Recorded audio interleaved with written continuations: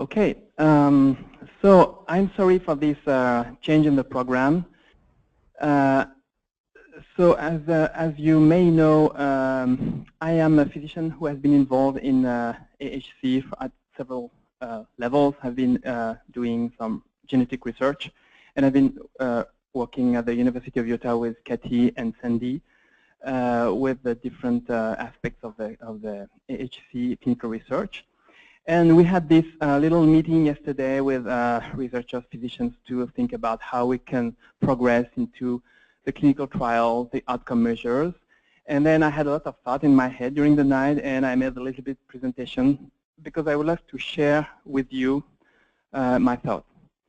So first thing, when you think about outcome measure, which is a way to measure the disease, you need to have questions, because there's a lot of questions in the AHC, and you need to try to find what are the relevant questions, the really good questions, and how to address these. So first you think about the disease in itself. You know it very well. What is the disease? It's spells. You all agree with that. But various spells, neurological, psychological, vegetative spells, others. There is triggers. There is a real instability, which is very, very particular in this disease. The instability, we never know what the future will be. There is also this progressive neurological degeneration over the years that everybody sees. And there is also a big burden for the quality of life for the patient, and a big burden for the quality of life of the caregivers, mainly the parents. So then, who knows the best the disease? Is it the physician? I'm a bit frustrated as a physician when I see a patient with AHC, because it's very, very difficult to ask all the questions, to have a good sense of the course of the disease. And it's just like a snapshot. We can write, we can hear, we can record what you say, especially for the we can assess quite good the non-paroxysmal symptoms, but the paroxysmal symptoms, it's much more difficult because it occurs not usually sometimes in the medical visit, but mostly at home. So we have maybe a good assessment, but it's only partial on the disease. So the caregiver, I think, and I would love to know if you agree with that, is the best observer of the disease. That's the person who spends the most of time with the patients. Do you agree with that? Okay, that's important to have your input, because everything is built on you and me and our thoughts. So now describing the symptoms, that's very difficult because the type of symptoms is different. I will not go to that, you know exactly what it is. But also the duration of symptoms is different. And it's important. And the intensity of that means a dystonia can be severe or less severe. Also, the symptoms are not very easy to, sometimes they are mixed, or sometimes they begin in a time and they continue on another type. And so the duration also is difficult to assess. You never really know if it stopped. It could be difficult. So then when you have all this thought of the outcome measure, what we want to measure, then you go to the medication you want to give. So what do you expect of the medication? Because when you do a clinical trial, you will have this question. You have to write exactly the question, what do you want the medication to give as a result? So there are a lot of things we want. We want to decrease the number of symptoms, number of spells, but also maybe the duration of the symptoms, also maybe the severity, also maybe the sensitivity to the triggers. Also, we'd love to stop, to slow, or even to revert the neurological degeneration. Probably we want all of that. But in a clinical trial, we have to choose exactly what we want to measure. So that's probably the very relevant question. So when we go to capturing the symptoms, I'm speaking about the paroxysmal symptoms, the spells. It has to be continuous over time. Why? Because the symptoms occur anytime except for during the sleep. So it has to be something over the day. So that's why the automated devices are very interesting. It could be the halter, the bracelets, the videos. But of course, there are some limitations because all the movement detector that we know, I'm not a specialist, so I hope that maybe there are a lot of improvement that I don't know of. But usually they detect movements like clonic movements or like tremors or like agitations. So probably it's not very efficient for all the symptoms like the paralysis because it's no movement, or the dystonia, which is sometimes a movement but sometimes no movement. So maybe not the best, but still interesting. And maybe we can improve them. So that will be interesting, but it gives only a partial idea of the disease. What about the video filming and describing? Yes, it's good, but it's actually very difficult to do that in the long term because watching videos is also very time consuming. I don't think it would be the best way to record. So the question, what about automated device? Do we reject that? I don't think so. I think we have to really consider that, knowing that it has some limitations. So the global burden of the quality of life, that's very important. In each clinical trial, you have usually this question, what the medication will give in terms of benefit on the quality of life. So the caregiver has the best idea of that, the parents. So there is this scale that which Sandy presented in the previous talk with the color, with how was the day, a good, bad, or intermediate. So that's probably a good way to assess. It's related more on the quality of life, actually, of the patients, more than a real description. Because when you say, I had a bad day, it could be like a day with 100 short spells, but it could be also a bad day if it's just unique spells. So it's really subjective. But still, it's important. But maybe not very good to capture these little differences. And also, it probably takes also into account the quality of life of the caregiver. Because when you say it's a bad day, because it's a bad day, it was a bad day also for different reasons related to you, parent, to your life. So should we use it? I think yes. But as Dr. George said, yeah, it's good, but it doesn't give a number. And the FDA loves to have numbers to make evaluations. So I was thinking, how could we give numbers? In a very simple way, because you parents have a very, very busy life, and you have to be actors, but we cannot ask you too much. It's especially in this very difficult disease. So I was thinking the instability, which is one of the criteria of the disease, there is probably a very, very simple way to capture it. That could be, for example, if we decide to note the number of spells per day, whatever their type. I mean, it could be dystonia, it could be something that usually you parents, you see, oh, there is something. But if we ask you to describe it, that will be terrible because it's very difficult for you, for us, to describe the things. So that would be wonderful, of course, but we have maybe to be more humble and just let us know in a very good way how many changes you noted in a life. That means, I think that's a good reflex of the instability of the disease. And maybe we can try to make a daily count of the events. So what do you think about that? Do you have any idea? Do you think that's something feasible? I will go further. Think about that. Yeah? Yeah.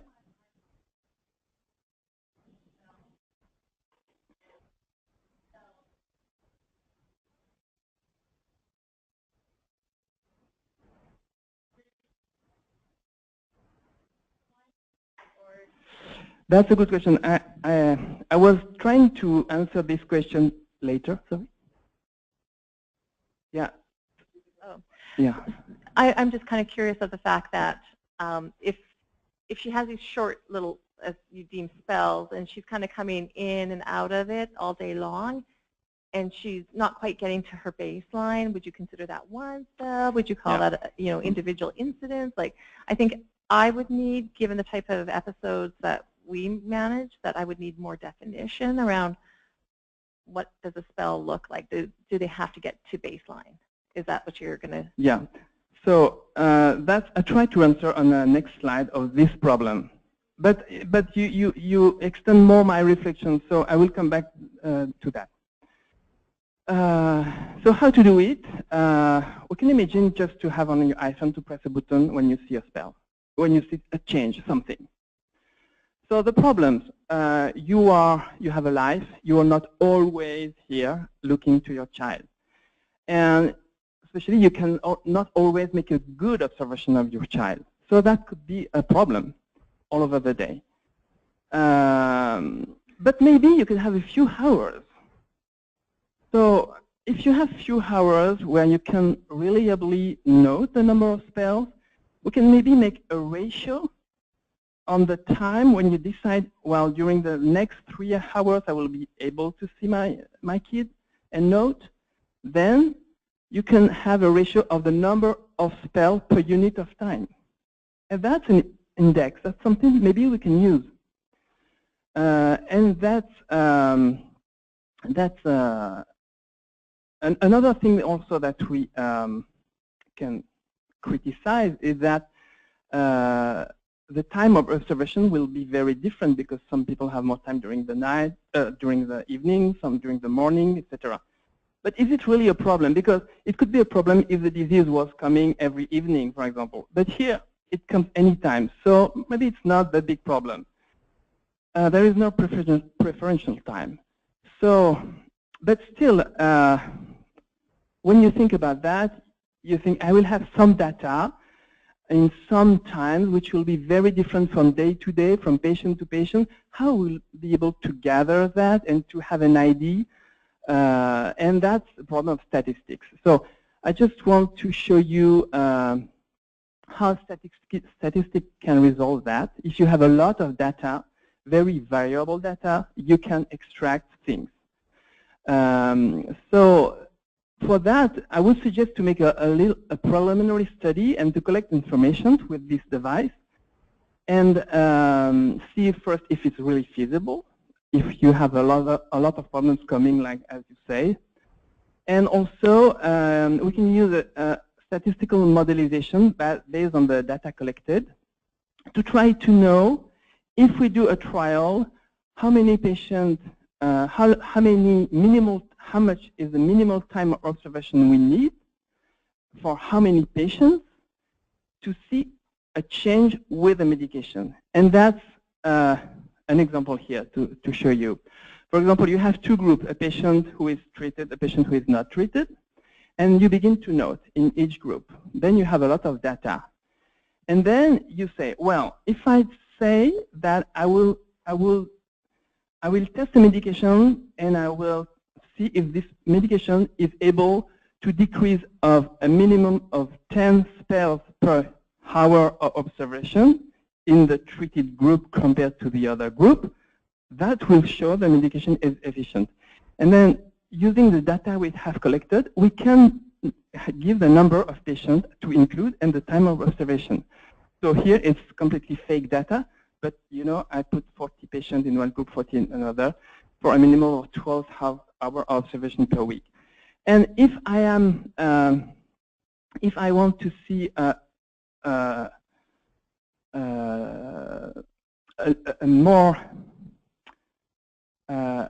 less subtle change, like a big change, like 20 spells, meaning the medication would be very, very helpful.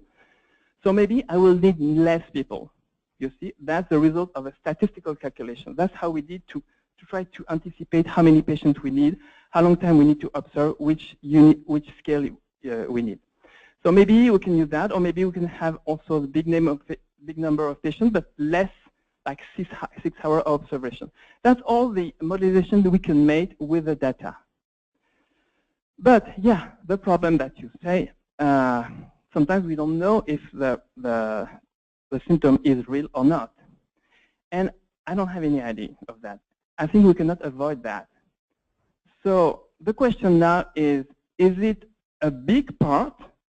Does it represent a lot of data that we will not take into account because we don't know exactly? Or is it just a few times that you don't know? Because if really it's the case, forget what I'm saying, because you will never be very reliable. But it's just a subset. Sometimes we don't know. Just maybe don't note them. That will be less data, of course. But that will be less data in the two groups, the treated and not treated. So that will not, the statistic will not, that will not change the thing. Maybe you will not to have more data. But if you don't know, maybe just avoid to note that.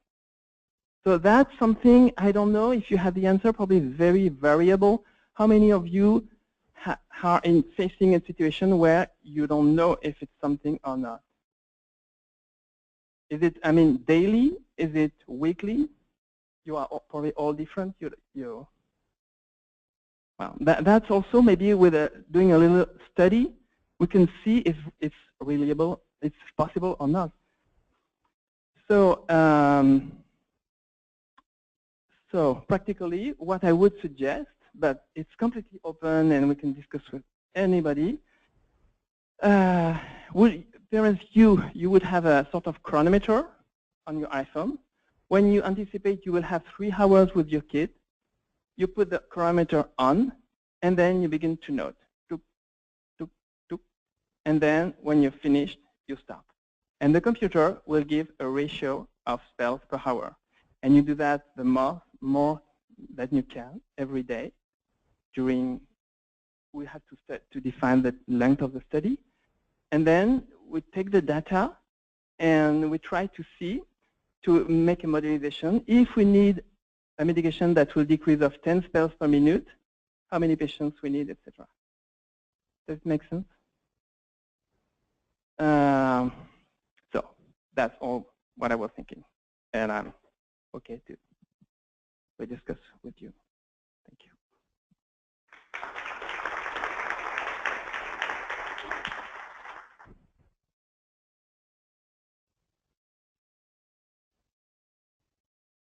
Okay. So any feedback through the community, please? Yeah? Questions?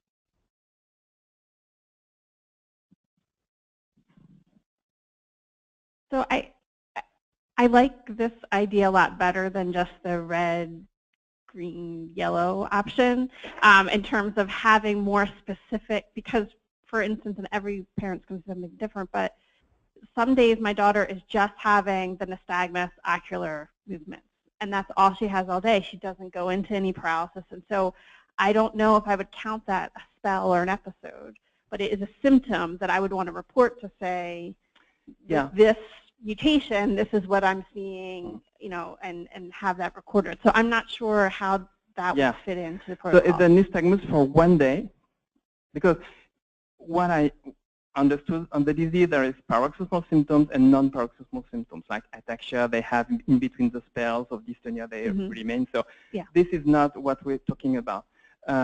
So yeah, we have to decide if we take it as a one spell during all day, right, or not. And so she has. We have to decide. Right. I mean, we have to decide for these things. Do we take that into account, or is it too difficult to interpret and maybe not take into account? Yeah. Maybe not. Maybe we have to be very strict and say we want to see the instability of the disease because we want a medication that correct the instability of the disease. That's what we want. So maybe if we don't know, we don't put it. Yeah. So that's why, that would be interesting to have your input. Maybe a more specific questionnaire to you. Where do you think that you will have problems? And that's not feasible. Because maybe it's not feasible at all. I don't know. I was just thinking. Right.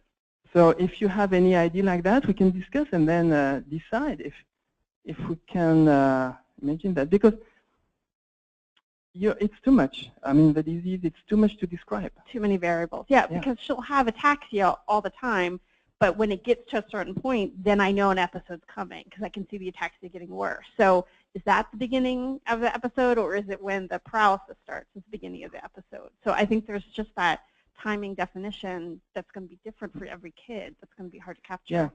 I think you need to know what the basal status of your kid is. Mm-hmm. And maybe everybody is able to do that.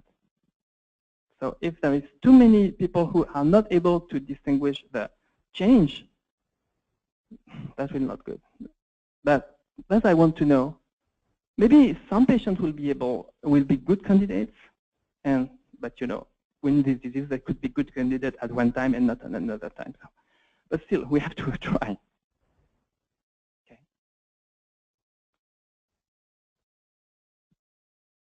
Okay. I think I'm sorry I took a lot of time.